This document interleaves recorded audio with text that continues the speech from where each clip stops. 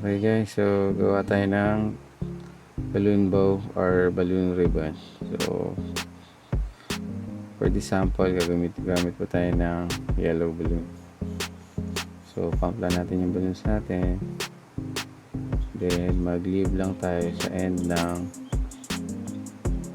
mga about 4 to 5 fingers lang na allowance. Then tie natin yung balloon natin. Okay, press natin para mag-move yung air. So mga 6 finger bubble gawa tayo, and then isang 2 finger bubble, then another 2 finger bubble, and then twist natin siya together, and then twist natin para makagawa tayo ng dalawang pinch twist. Okay, and press ulit natin siya, then flower petal twist, mga 5 to 6 finger.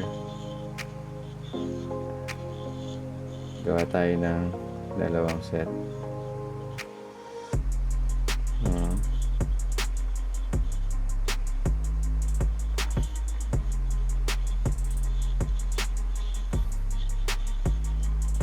Okay, so rotate natin siya,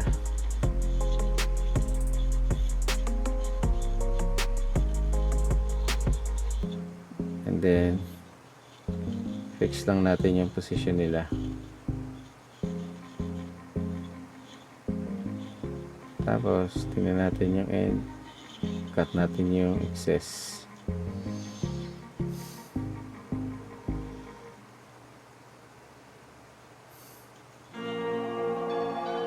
Then tie.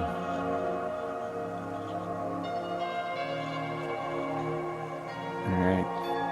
Tapos ayusin lang natin yung mga flower petal twist na para magmukha na siyang bow. Arrange lang natin siya.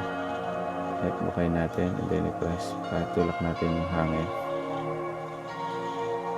para mag-form siya as ribbon. Yan.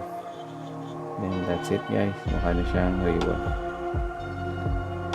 Alright, so gamit natin siya sa ating mga DIY balloon design, mga party. Okay, so don't forget po to like and subscribe. Thank you.